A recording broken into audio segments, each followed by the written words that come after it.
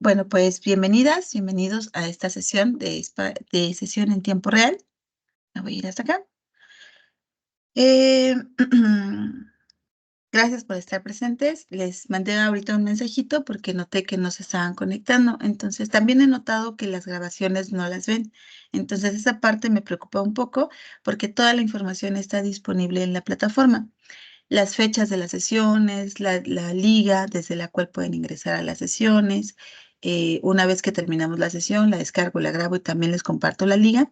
Pero ahorita estaba revisando YouTube y no han visto las sesiones. Entonces, es importante que puedan estar, si no pueden estar presentes en las sesiones, que vean las grabaciones, porque es donde exploramos sus dudas, donde explicamos pues con más detalle el contenido. Entonces, bueno, pues vamos a empezar. Bienvenidas a las personas que están presentes. Gracias, Maite, por estar presente. Gracias, Sergio, por lograr conectarse. Y cuéntenme si tienen alguna, bueno, ahorita antes de empezar con la grabación, le estaba diciendo a Maite dónde pueden encontrar siempre la liga. Eh, Cuando inicia la semana de trabajo, en el foro de planeación o en el foro de plan de trabajo, esto puede cambiar dependiendo del plan en el que ustedes estén inscritos, siempre van a encontrar un tipo de planeación resumida, donde se menciona cuáles son los contenidos que se van a revisar en esa unidad, cuál es el propósito de esa unidad, cuáles son los temas y también se menciona las fechas de las sesiones y la dirección electrónica o la liga donde pueden ingresar ustedes a la sesión. Entonces, esa parte siempre la van a encontrar disponible en la plataforma. Ustedes están apenas pues familiarizándose con la plataforma, entonces es lógico que de pronto pues no sepamos dónde encontrar la información, ¿no? Es lógico que de pronto pues si nosotros quisiéramos tener un dominio, pues más bien es progresivo, pero se los mostraba hace un momentito para que sepan dónde irlo a buscar. Entonces, enseguida te doy la palabra, Sergio. Vi que tenía su manita levantada. Cada unidad está desarrollada de forma que encuentren el foro donde está la planeación, el foro de dudas, donde ustedes pueden plantear alguna pregunta que tengan sobre los contenidos, que algo que no les quede claro. ¿Cuál es la ventaja de usar el foro de preguntas, el foro de dudas? Que si yo tengo una duda y la plasmo ahí y al contestarme el docente, los demás estudiantes van a poder ver la respuesta. Si lo hacemos por mensaje privado, pues solamente yo voy a tener la información.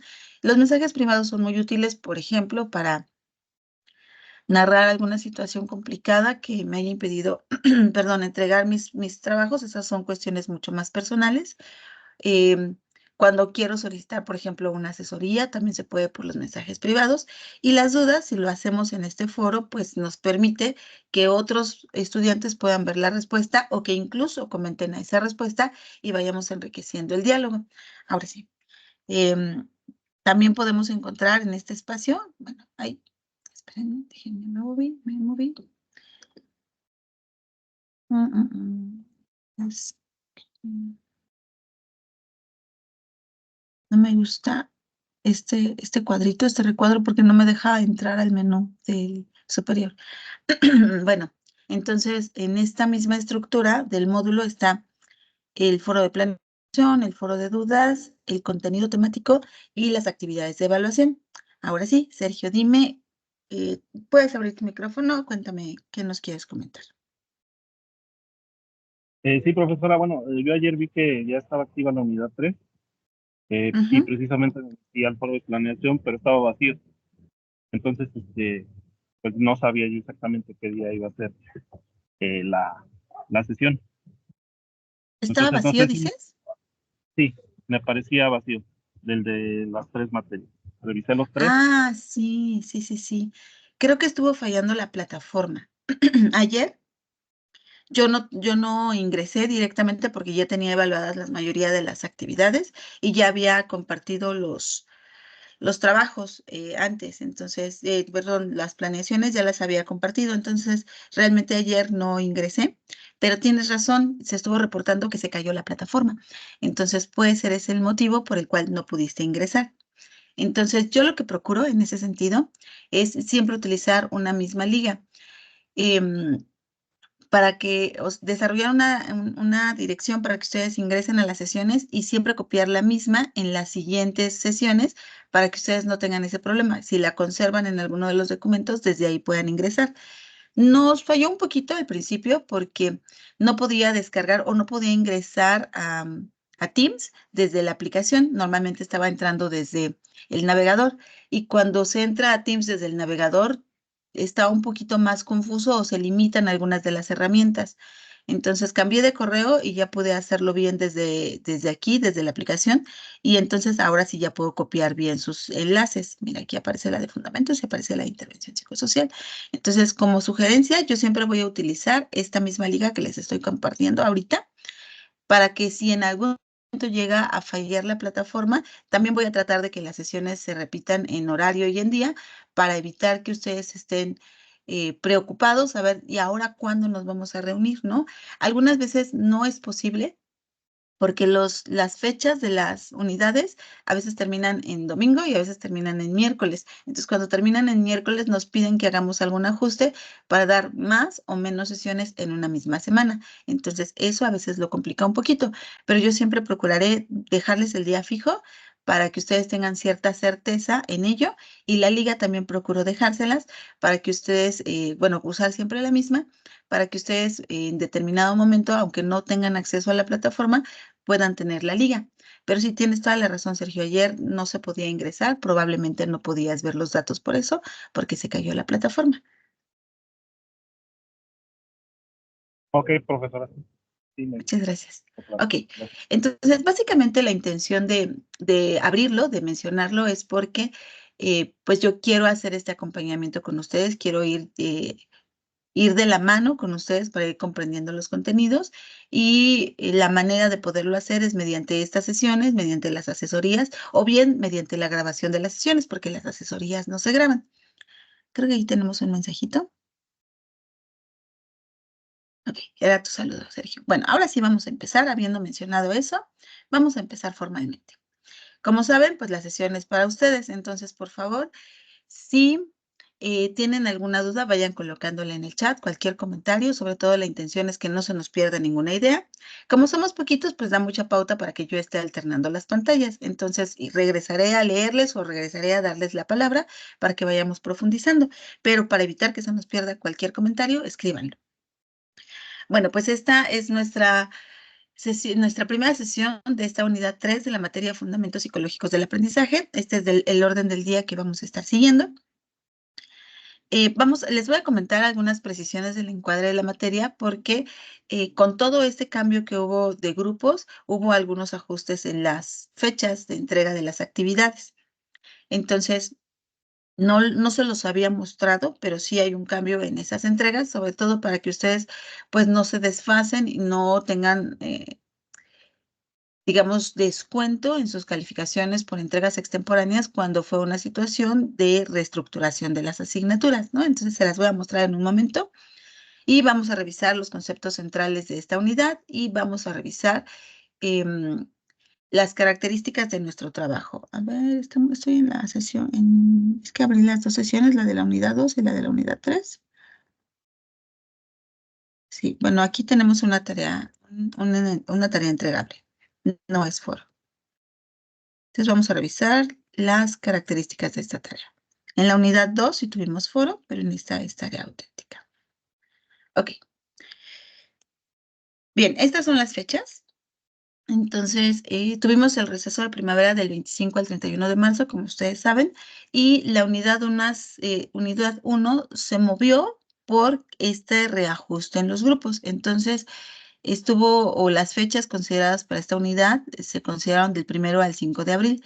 Entonces, todas las entregas que se realizaron en este periodo no van a tener ninguna amonestación por entrega extemporánea porque pues hubo mucha modificación en los integrantes de los grupos. Después la unidad 2 la tenemos todavía vigente hasta el día de mañana. Yo hace ratito había hecho el cierre del foro, pero en realidad todavía está habilitado, entonces borré esa aportación porque el cronograma pasado nos mencionaba que cerraba el domingo, ¿no? Entonces ahorita lo vamos a tener abierto hasta el 11 de abril. Y entonces esta unidad 3 formalmente va a estar habilitada del 12 al 17 de abril, aunque ahorita pues estamos empezando con la sesión.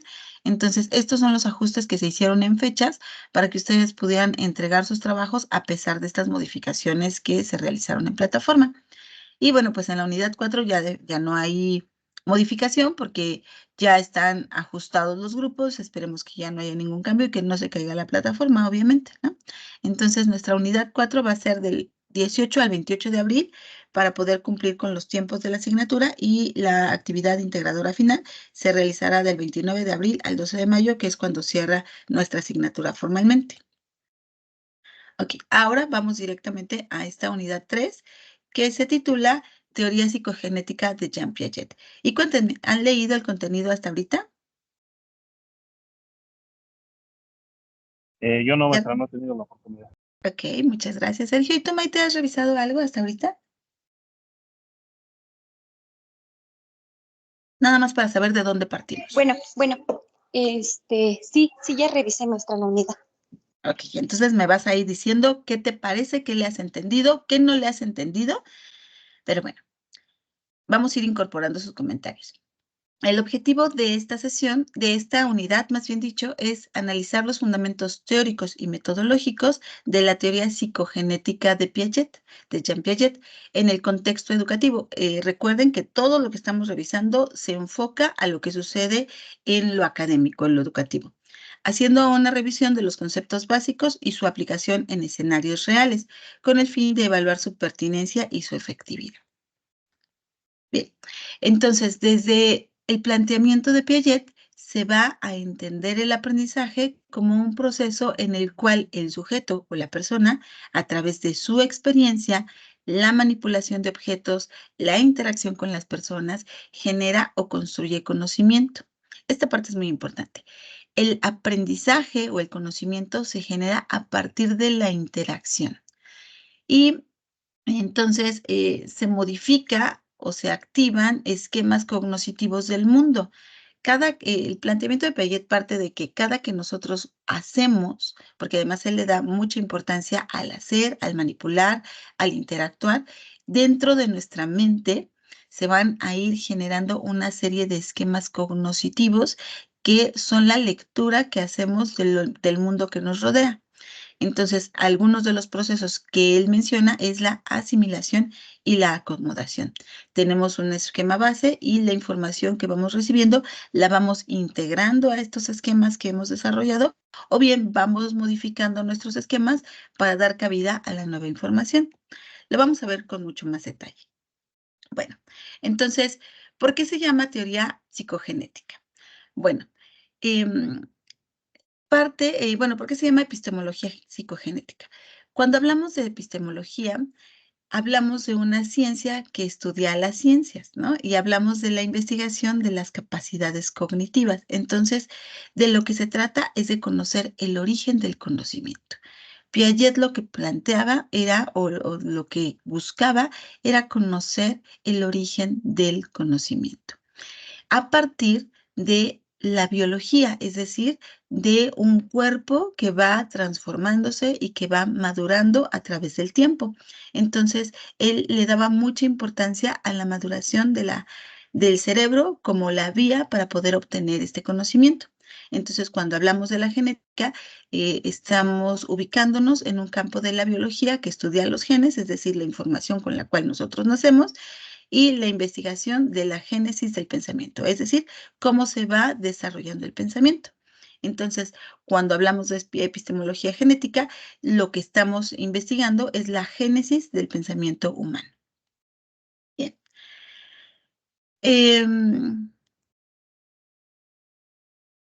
Entonces, la teoría sobre el desarrollo cognitivo empieza o tendríamos que empezar por definir la inteligencia.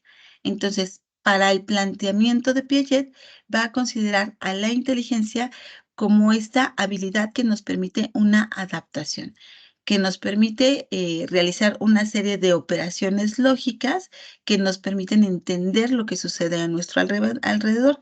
Entonces, parte de estos atributos de organización, que es la tendencia que tenemos para organizar el conocimiento, y la adaptación, que es la tendencia de nuestros conocimientos a adaptarse a los cambios del entorno.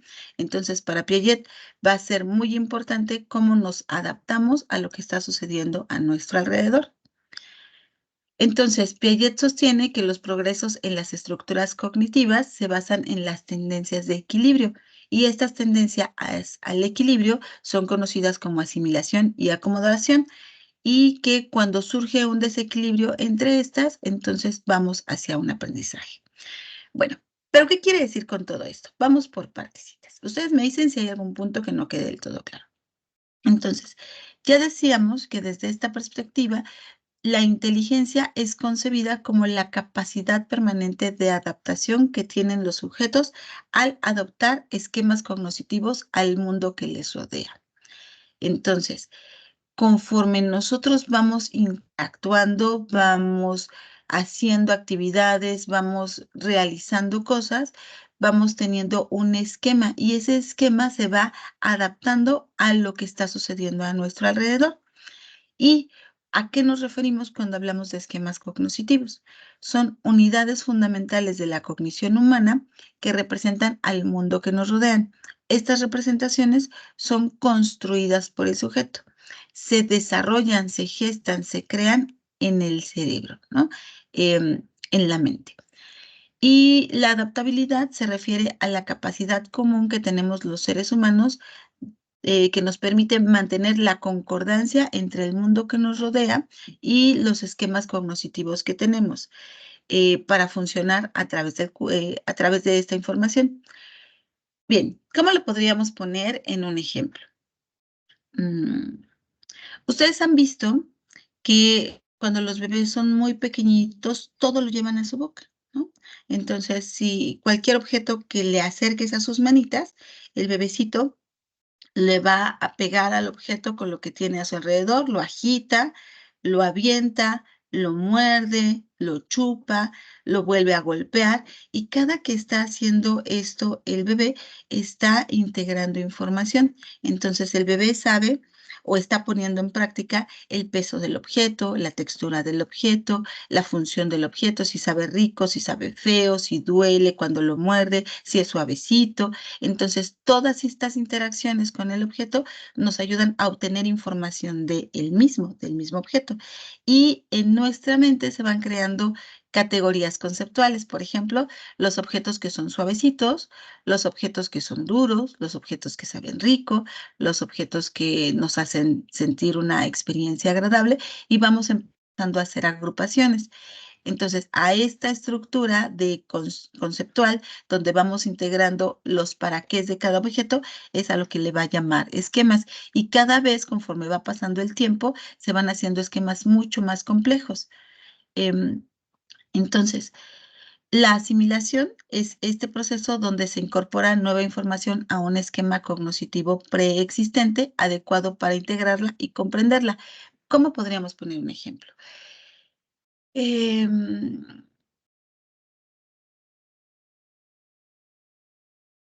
Ustedes han visto que los juguetes educativos que hay para los bebés despliegan mucho cuestiones sensoriales. Por ejemplo, colores vivos, hacen sonidos, tienen diferentes texturas. Todo esto tiene que ver con la estimulación que se busca hacia los bebés.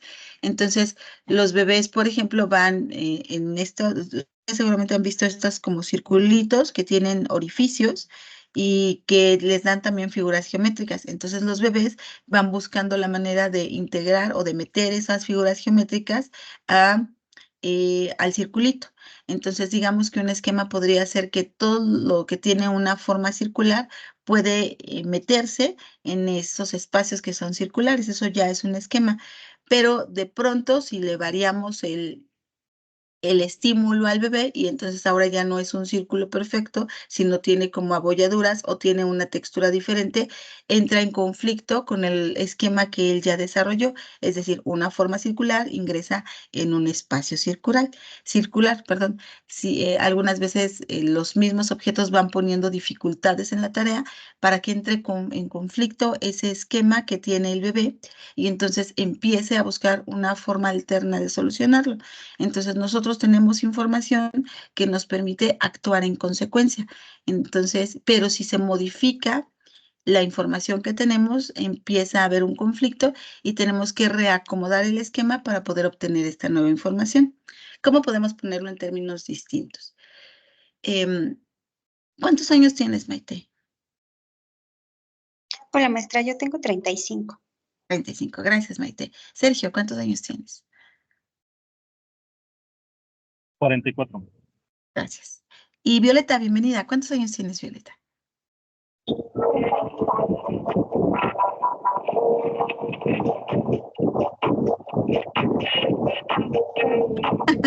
Creo que hay mucho ambiente por allá donde andas, Violeta.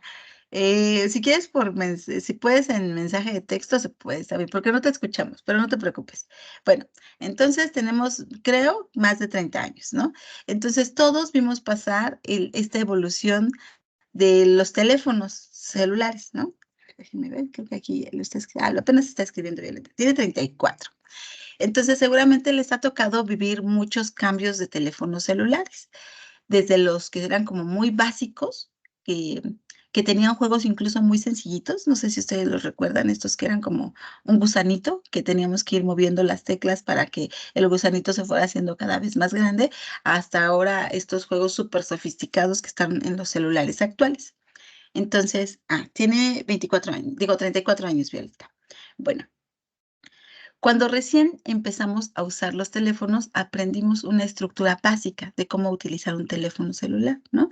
Cuál era la tecla para poder llamar, en qué apartado del menú podíamos ingresar para poder mandar un mensaje de texto, eh, cómo tomar una fotografía, por ejemplo, pero esta información que vamos adquiriendo es funcional a todos los teléfonos de la generación en la que nos encontramos, ¿no? Entonces, pensemos hace 10 años, casi todos los teléfonos tenían funciones similares y menús similares, ¿no? Aunque había particularidades dependiendo de la marca, el conocimiento que poseíamos nos permitía poder usar estas funciones de los celulares. Pero de pronto, conforme van cambiando de generación, va habiendo muchas modificaciones. Entonces, si no es tan radical el cambio, es decir, que solamente incorporaron funciones, pero no cambiaron la forma de funcionamiento del cerebro, del teléfono, pues nos permite seguir usándolo, nada más vamos incorporando ciertos cambios. Pero cuando viene esta revolución de ahora los teléfonos tan inteligentes, de pronto, no sé si les ha pasado, no sabemos cómo activar funciones o no sabemos cómo utilizar determinada aplicación que viene en el teléfono que descargamos, entonces entra en conflicto lo que nosotros ya sabemos. Entonces, la información que tenemos nos alcanza para desarrollar hasta cierto punto de las actividades, pero si llega a ser tan radical el cambio, ya no es funcional y tenemos que modificar nuestro esquema para poder comprender nueva información. No sé si estoy siendo clara con esto. ¿Les ha pasado? Sí, maestra. Ajá, ok. ¿Les ha pasado algo así, que de pronto tú sabías cómo hacer algo, te cambian el aparato, te cambian el objeto, te cambian la estructura, por ejemplo, de la plataforma? Ahorita les muestro. Estoy teniendo 2 asignaturas de planes de estudios diferentes. Entonces, las primeras asignaturas que yo brindé eran de puro nuevo ingreso, entonces del 2023 al 2024. Pero en este semestre tengo una asignatura de un grupo que empezó hace 2 años en la asignatura, hace 3 años, que es la generación 2019 y que ahorita están en su quinto semestre. Entonces, la forma en la que está presentada la plataforma es diferente, la forma en la que ingresamos a los recursos es diferente. Miren, se los voy a mostrar poquito, nada más para que lo vean. Entonces, los conocimientos que yo tengo en el trabajo de las plataformas, pues me ayudan a ir buscando cómo ir trabajando. Entonces, digamos que no necesito modificar mi esquema, sino que el conocimiento que yo ya tengo me permite ir navegando entre las pestañas, aunque había cosas que no podía hacer. Pero como tiene una estructura muy similar en cuanto a que lo que tiene tachecito es lo que cierra, los tres puntitos abren menús alternos, hay otros elementos que son muy parecidos, ¿no? Donde está el engrane que tiene que ver con la configuración, donde está el perfil, donde están los mensajes, esos son similitudes con la plataforma como ustedes la pueden observar. Entonces no necesito desechar mi esquema, sino nada más incorporar nuevos elementos. ¿Sí? ¿Ustedes ubican un ejemplo con ustedes? De sí mismos, más bien dicho. Así, por ejemplo, en Windows, bueno, yo recuerdo que usaba Windows XP hace bastante tiempo a Windows 11 actual, y Ajá. pues es el mismo principio básico de la navegación, nada más cambia un poco lo visual. Muy bien, exactamente. Nada más vamos ajustando en términos de Piaget, asimilando nueva información. Pero no sé si a ustedes les tocó, por ejemplo, trabajar en el sistema operativo cuando empezaban las computadoras, que las pantallas eran negras y todo lo poníamos por medio de comandos. ¿Les tocó a ustedes?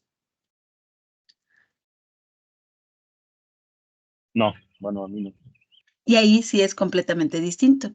Es que soy muy viejita ya. Entonces, en la preparatoria nos empezaban a enseñar computación y la pantalla era negra, todo lo teníamos que poner a través de comandos. Am, Dice Violeta, las aplicaciones que surgieron durante la pandemia, claro, ¿no? A lo mejor no sabíamos comprar en línea, usábamos el Internet para determinadas funciones, pero no lo habíamos utilizado para comprar en línea. Y entonces hubo que utilizar el conocimiento que teníamos previo o desarrollar nuevas habilidades para poder hacer ese tipo de acciones, ¿no? Muchas gracias, Violeta. Bueno, entonces vamos nuevamente hacia acá.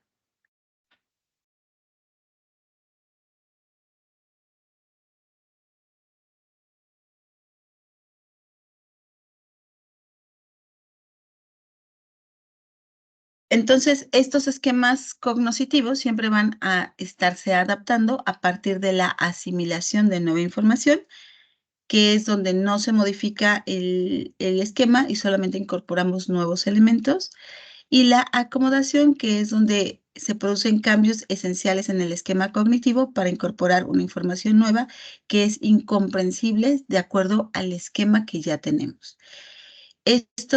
Estos procesos tienen que ver con la equilibración, que es el impulso o la tendencia innata de las personas a modificar sus esquemas cognitivos para darle coherencia al mundo que perciben.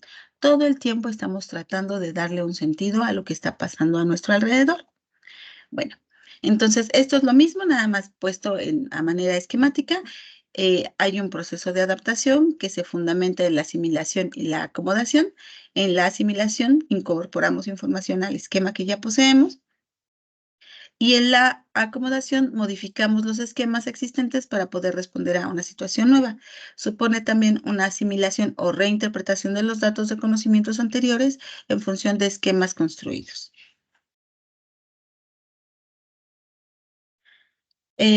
Aprender es operar con ideas u objetos, entonces recuerden que la esencia del trabajo de Piaget es que todo parte de la interacción, ¿no? Entonces todo el tiempo estamos interactuando, todo el tiempo estamos generando nuevas conexiones y estas nos llevan a poder acomodar la información que tenemos y cuando esto sucede podemos hablar de un aprendizaje. Ahora, esta tablita ustedes la van a poder encontrar en sus contenidos. ¿Qué más hizo Piaget? Piaget es sumamente relevante en la pedagogía y en la psicología, porque además de que nos habló de cómo vamos integrando esta información, cómo se va gestando el conocimiento, también nos habló de ciertas etapas del pensamiento, ¿no? De cómo se van generando estos cambios.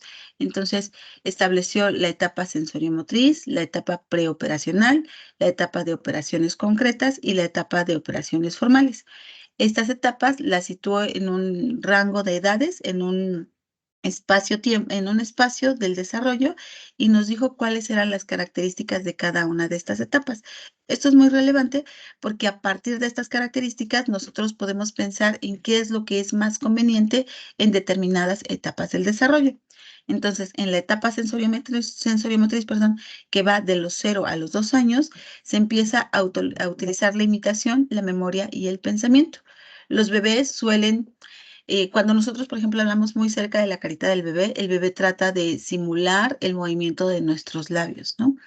El bebé empieza a asociar, a hacer asociaciones entre objetos y se va generando esto de la memoria a largo plazo y empieza un pensamiento muy básico. El bebé reconoce objetos. eh, en esta etapa se logra un hallazgo muy importante. Ustedes han visto seguramente que los bebés pequeñitos, más o menos alrededor de entre 6 y 9 meses, empiezan a aventar los objetos, como a los 6 meses más bien, empiezan a aventar objetos y se divierten cuando nosotros se los entregamos. ¿Ustedes saben por qué pasa esto? ¿Por qué los bebés avientan objetos esperando que nosotros se los devolvamos?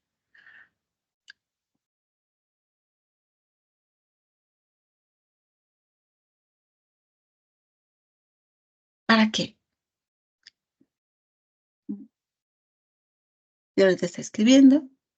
¿Por qué pasará esto con los bebés? Porque algunos adultos incluso como que de repente ya después de la 10ª vez que se lo entregas, dices, ya no lo estés aventando, ¿no? ¿Para qué lo hacen? ¿Quiere jugar con nosotros? ¿Quiere llamar nuestra atención? ¿Qué utilidad tendrá? Bueno, ahorita regreso a leer a Violeta. El bebé en esta Puede ser, etapa. Sí, Sergio, te escucho. Déjame cerrar mi micrófono, puede ser que por favor. genera una reacción del bebé. O sea, que ve que cuando lo avienta, nosotros reaccionamos a ese movimiento, a recoger el objeto y dárselo. Entonces, en algunas ocasiones yo creo que sí, es muy divertido para el bebé estar jugando con nosotros y que hagamos caras cuando se lo pasamos, pero en realidad esto sucede porque el bebé ha logrado un avance muy significativo en su desarrollo cognitivo. Cuando el bebé es más pequeñito de esta edad, el bebé, todo lo que sale de su campo perceptual, perdón, deja de existir para él.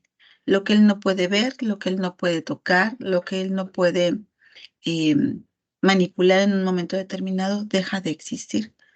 Pero a la edad de entre 6 y 9 meses, el bebé ha logrado un avance significativo, que es la permanencia del objeto. Eso significa que aunque el bebé deje de ver el objeto, sigue existiendo en su mente. Es decir, ahora tiene una estructura mental que le recuerda que hay un objeto que existe y empieza a buscarlo aunque no pueda verlo. Antes de esa etapa, el bebé no logra hacerlo. Entonces, cuando el bebé avienta el juguete para que nosotros se lo regresemos, está poniendo a prueba dicho concepto, la permanencia del objeto.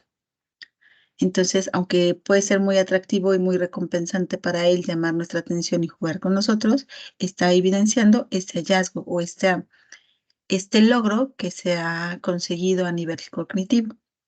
Además, pasa de los actos reflejos a las acciones dirigidas. Cuando es muy chiquitito, el bebé se dirige por la información genética con la que nace, que le llevan a alimentarse, a llorar, a sobresaltarse, como una manera de sobrevivencia. Pero ya conforme va creciendo, los actos dejan de ser reflejos y ahora tienen una intención, van dirigidas hacia una meta.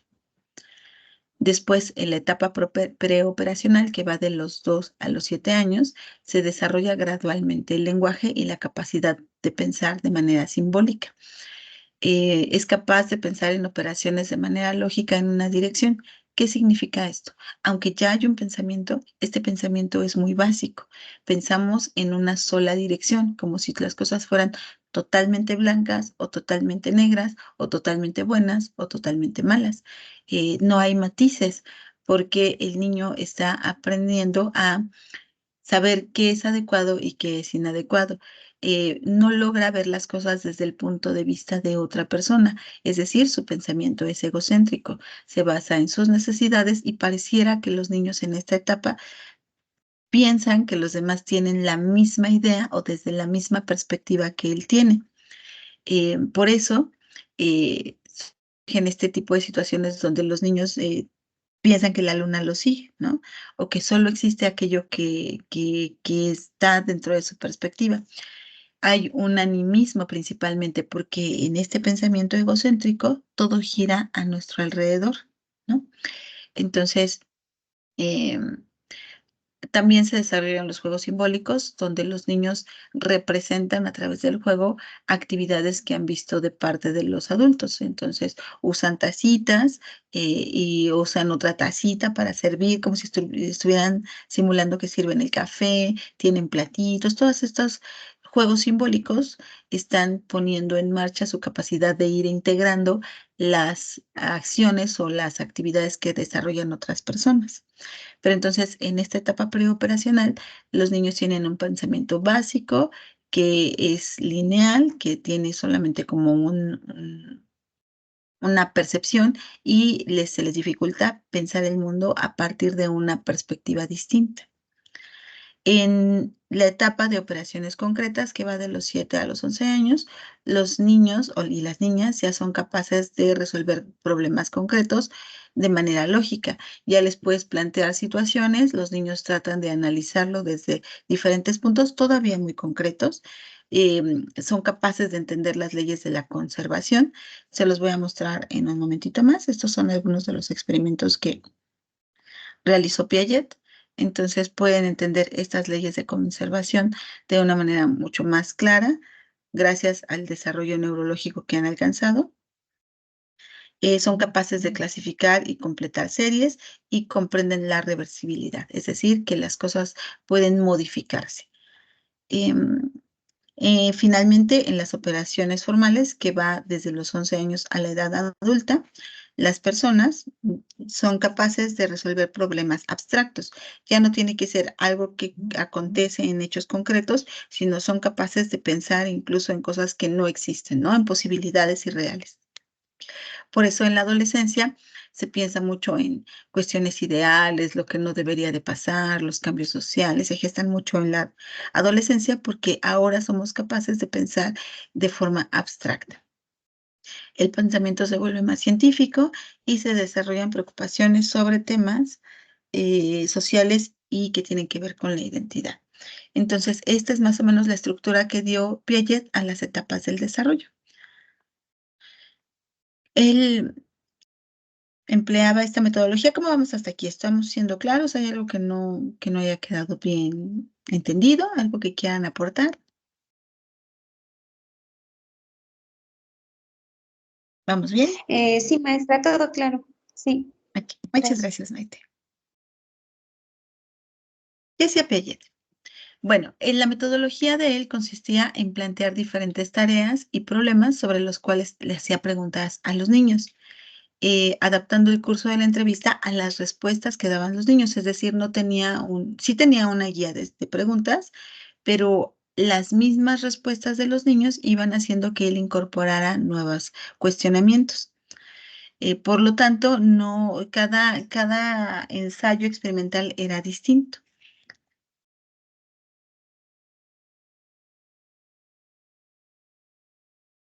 Mm, Pensé que tenía una diapositiva específica. Bueno, miren, por ejemplo, él podía presentarles líneas de monedas a los niños. Lo voy a hacer un poquito más grande para que lo vean acá. Y en un escenario se las presentaba así juntitas y después en otro escenario se las presentaba separadas. Y les preguntaba, ¿dónde crees que haya más monedas? Cuando el niño era muy pequeñito, ¿qué creen que contestaba? En la parte de abajo, Ajá, que hay más monedas cuando están separadas, ¿no? ¿Qué hacía después Piaget?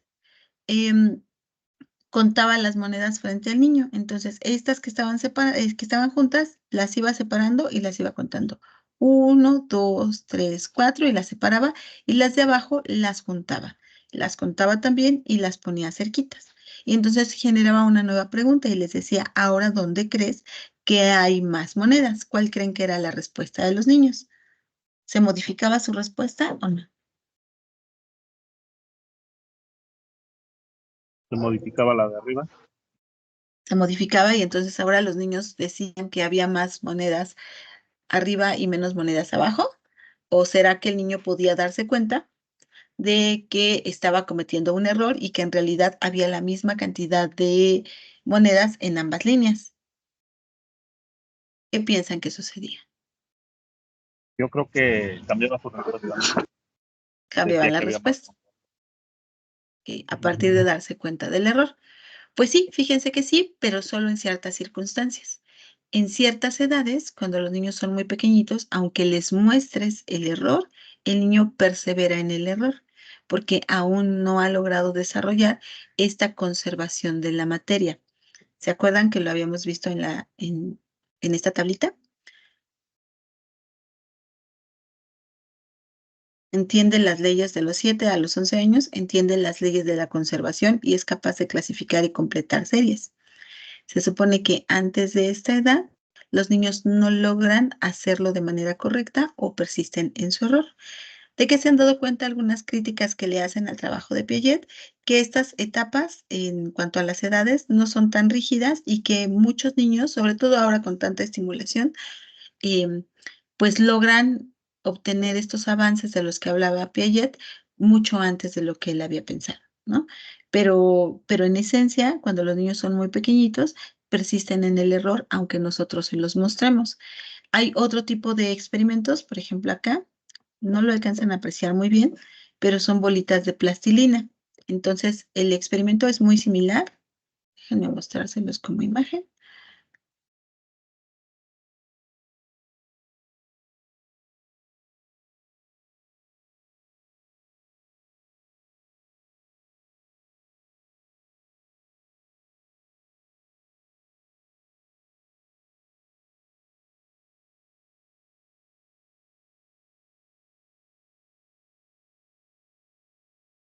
Ajá, bueno, ese es video.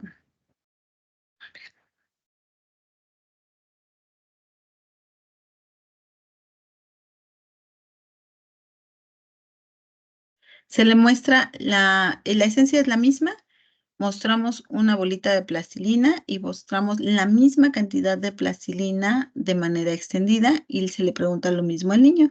¿Dónde crees que haya más plastilina? Los niños que son pequeñitos, bueno, o si en realidad casi todos al principio dicen que hay más plastilina donde está extendido y frente a los ojos del niño se aplasta esta bolita y esta se hace bolita y se le vuelve a preguntar la misma. Y se observa lo mismo. Mientras el niño es más pequeño, persiste en el error y cuando el niño es más grande, logra identificar que en realidad es la misma cantidad de plastilina y que lo único que pasa es que cambia la forma. También se hace con vasos. Ambos vasos tienen que tener características similares. Déjenme lo muestro. Miren, por ejemplo, los vasos son transparentes, uno debe de ser más larguito y flaco, aquí falla un poquito, y otro debe de ser más gordito y chaparrito. Y frente a los ojos del niño o a la mirada del niño se hace la conversión para que ellos vean que cabe la misma cantidad de agua en el vaso largo y flaquito que en el chaparrito y gordito, porque tienden a pensar que el vaso más grande, más alto, es el que contiene más agua, pero pues pierden de vista que está flaquito.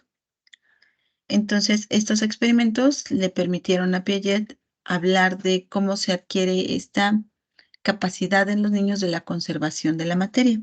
Aquí podemos ver algunos errores metodológicos. Por ejemplo, es importante cuando se realizan estos experimentos que no haya variaciones en el estímulo. ¿Qué significa eso? Que quitemos todos los elementos distractores de la mesa donde se está trabajando con el niño, que si vamos a trabajar con plastilina, la plastilina tenga exactamente el mismo color, porque ¿qué creen que pase si tenemos, por aquí había una imagen de un niño que tenía una plastilina verde y otra azul, ¿no? ¿Qué creen que pase si tenemos dos bolitas de plastilina, una extendida y una circular, pero que una es azul y otra es rosa? ¿Qué podría pasar?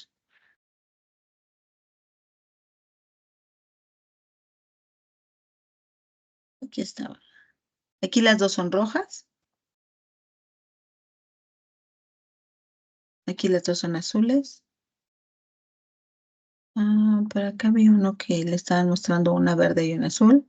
¿Qué creen que pase si una es verde y otra es azul, o una es rosa y otra es naranja? Es este. Ese video no lo alcanzan a ver muy bien, pero este es azul y este es verde. ¿Cuál podría ser el error ahí? ¿O por qué? ¿Por qué no? Vamos a leer. Sí, maestra, claro, cambiaba la respuesta. Ok, gracias, Violeta. Si nosotros no hacemos que el estímulo sea igual, por ejemplo, en el caso de los vasos, que uno de los vasos tenga figuritas y o que tengan color, ya ven que también hay vasos que tienen colores distintivos o que tengan que no sean lisos, podríamos correr el riesgo de que la persona conteste o que el pequeño conteste porque por una preferencia de color, ¿no? Que le guste más el color rosa o que le guste más el color azul o el amarillo y que entonces lo elija por sus gustos y no necesariamente por la pregunta que le estamos planteando. Entonces, cuando hacen este tipo de experimentos, se tienen que dar al máximo todas esas variables extrañas que pueden incidir en la respuesta del menor.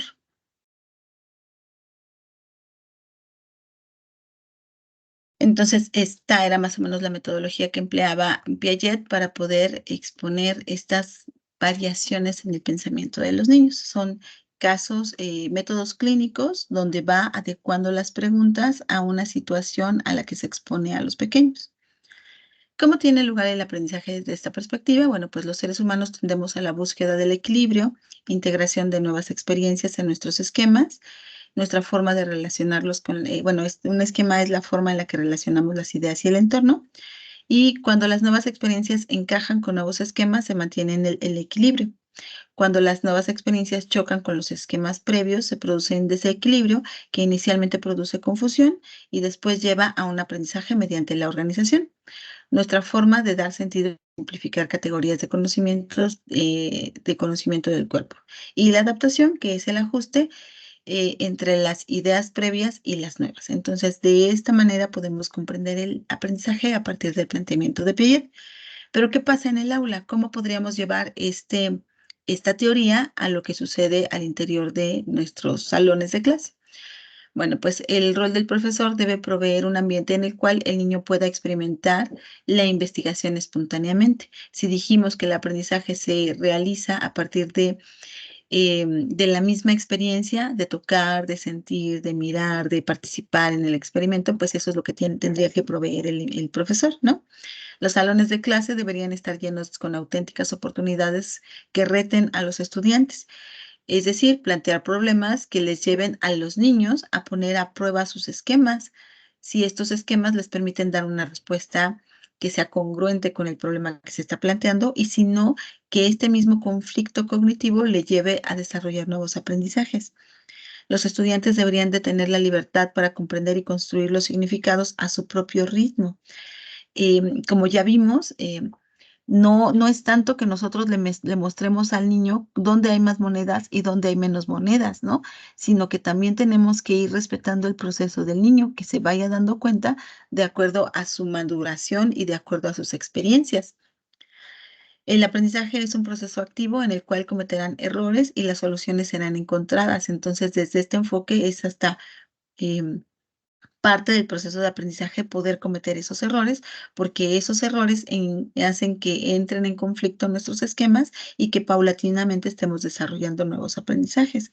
Entonces, estos serán importantes para la asimilación y la acomodación para lograr el equilibrio. El aprendizaje, en tanto, es un proceso social que debería suceder entre los grupos colaborativos con la interacción de los pares. Esto es la forma en la que podemos aprender estos estrategias de enseñanza-aprendizaje, ¿no? Lo que sucede en la interacción con los pares o en la interacción con otras personas y cómo esta interacción es el sustento para poder desarrollar nuevos aprendizajes. ¿Cuáles son las limitaciones de este enfoque? Pues que hay una cierta rigidez cronológica en las etapas que planteó Piaget. Él marcaba estas edades como las que pueden establecer que se presenten estos cambios. Entonces, no necesariamente es así. Hay varios cambios, aunque sí se sigue con esta cronología en la adquisición de las habilidades cognitivas, no necesariamente responden a las edades que él estipuló. Las operaciones concretas los operadores concretos, perdón, sí pueden razonar, es decir, en esta etapa donde él decía que no podían pensar de una forma lógica, sí llega a haber este pensamiento. Hay poca atención en la influencia de la cultura y falta seguimiento del desarrollo cognitivo. Digamos que se centró en esta forma en la que íbamos incorporando el conocimiento y dejó de ver otras áreas que también influyen en el conocimiento, ¿no? En la adquisición del conocimiento. Y entonces, a partir de esto que hemos estado revisando, van a ustedes a desarrollar su tarea auténtica. ¿Tienen hasta aquí alguna duda? ¿Algo que quisieran aportar? ¿Vamos bien? ¿Todo perfecto? Entonces, ¿qué vamos a hacer como tarea auténtica? Van a ustedes a plantear posibles problemáticas en el desarrollo cognitivo para cada etapa definida por Piaget. Entonces, ¿qué problemática se podría presentar en la etapa sensorimotriz? ¿Qué problemática se podría presentar en la etapa preoperacional? ¿Qué problemática se podría presentar en la de operaciones concretas y en las operaciones formales? Ya que identificamos una posible problemática que se podría presentar, entonces ustedes van a decirnos cómo es que se presentaría esta problemática, cuáles son las consecuencias de esta problemática en un escenario educativo y cuáles son las estrategias de solución fundamentadas desde la teoría psicogenética. El trabajo tiene que tener la estructura base de portada, introducción, desarrollo y conclusiones.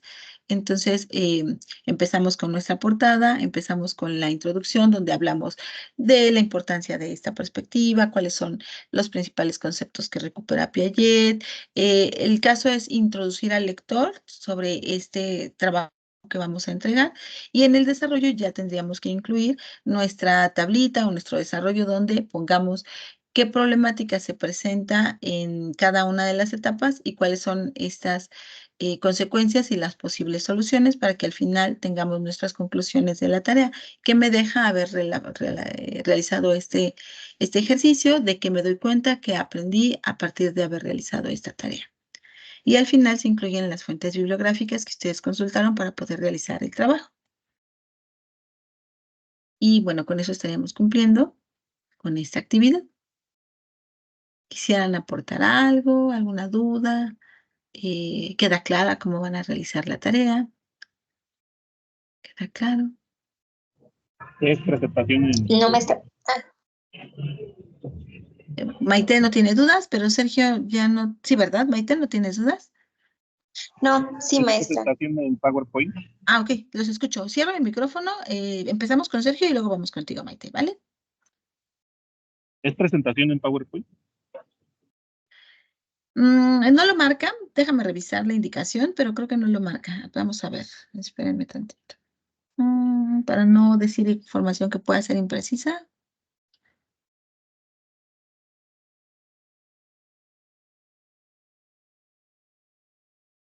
Sí, presentación digital. Es una presentación en PowerPoint. Ok, maestra, gracias. Gracias a ti por la pregunta. Y dime, Maite. Sí, maestra. De hecho, igual le iba a preguntar que si era en PowerPoint y de ahí se va a pasar a un formato en PDF, ¿no? Sí, lo ideal es que lo suban en PDF para evitar para que pese menos el documento, pues las presentaciones ya saben que como incluyen imágenes son más pesadas, para que pese menos el documento y no tengan problemas al momento de adjuntarlo a la plataforma y también para que no les modifique el contenido, que quede como ustedes lo presentaron. Ok, sí. Bueno, y también habían como que unas preguntas. Entonces, esas preguntas, bueno, creo van dentro del desarrollo. Es que ahí sí me confundí. ¿Cuáles preguntas? Mira, aquí estamos en la descripción.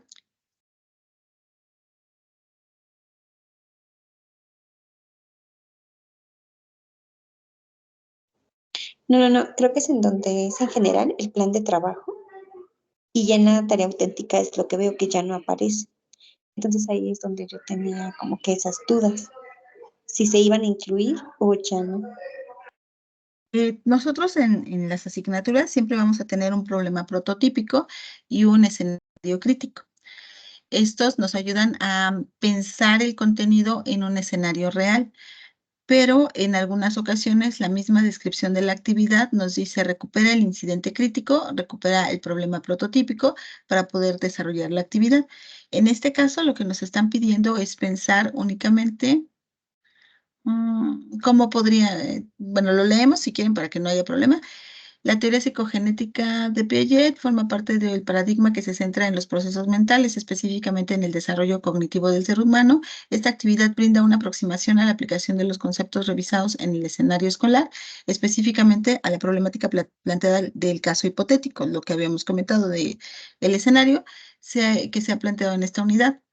Analiza los fundamentos teórico-metodológicos de la teoría psicogenética en el contexto educativo, haciendo una revisión de los conceptos básicos y su aplicación en escenarios reales, con el fin de evaluar su pertinencia y efectividad. Esto es lo que vamos a buscar realizar con nuestra tarea auténtica.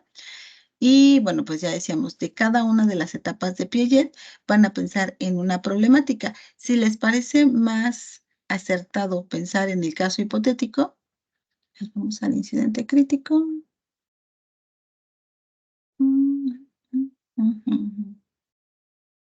Podrían hacerlo. Si no, piensen en qué problemática se podría pensar. Si la etapa del sensoriomotriz va de los 0 a los 2 años, ¿qué podría pasar en ese momento?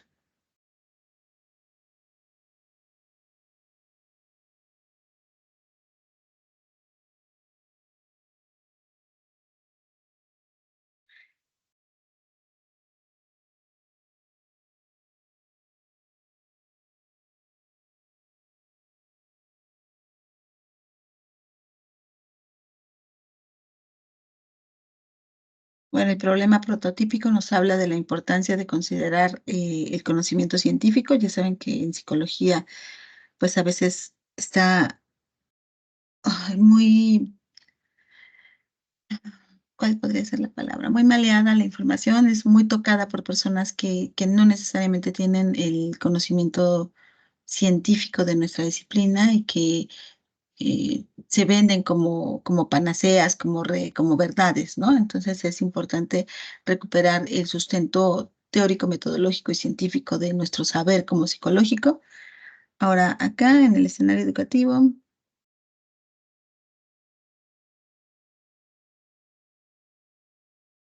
aquí en el incidente crítico nos habla de un centro comunitario donde se tiene que dar un taller de escuela para padres. Si esto lo vinculamos con nuestra tarea, esta escuela para padres podría enfocarse justamente en resolver los problemas que pueden presentarse en cada una de las etapas del desarrollo, ¿no?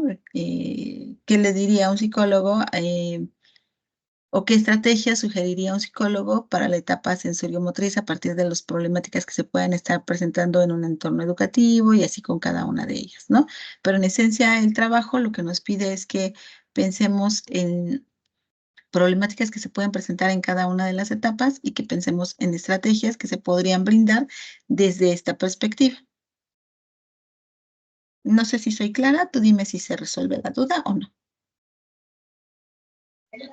Sí, entonces va a ser una problemática para cada etapa. No, o sea, no tomamos una nada más, una etapa. No, son todas las etapas.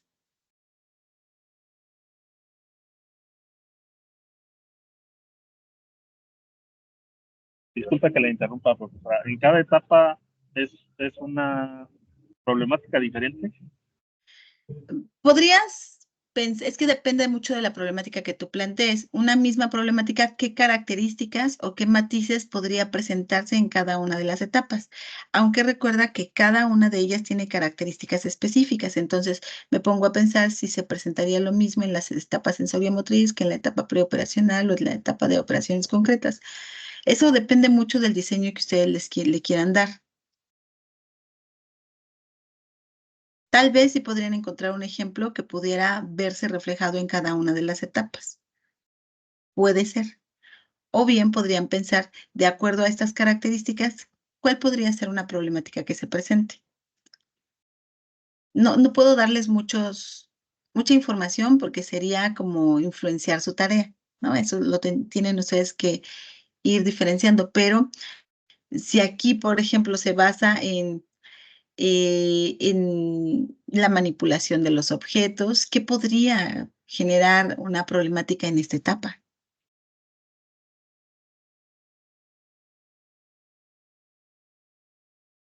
¿Sí me explico? Un poquito. Entonces, lo que ustedes tienen que visualizar es lo que sucede en esta etapa del desarrollo, qué problema puede presentarse y desde este enfoque, cuál podría ser la estrategia de solución.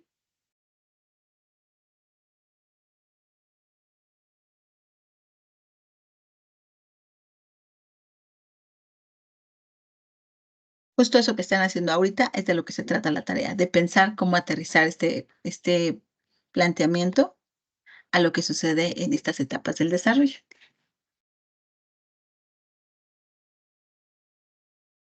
¿Algo más que deseen que abordemos? ¿Algo que no haya quedado claro?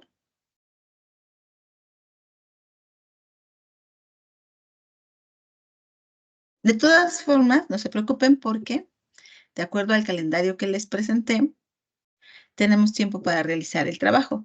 Entonces, vamos a tener una segunda sesión. Yo les sugiero que empiecen a hacer el trabajo, que empiecen a plantearlo, y la próxima sesión que tenemos programada para el siguiente miércoles, eh, podemos revisar si se atoraron en algún punto. Pero sí es importante que empiecen a revisar el contenido y que empiecen a elaborar el trabajo para que si llegan a atorarse en algún punto, pues ya lo podamos revisar la próxima sesión. Sí, maestra, está bien. ¿Está bien? ¿Algún otro punto que desean abordar, Sergio y Violeta? Es el mismo link. Nos vamos a ver el próximo miércoles a las 9 de la mañana y bueno, seguimos trabajando con esto.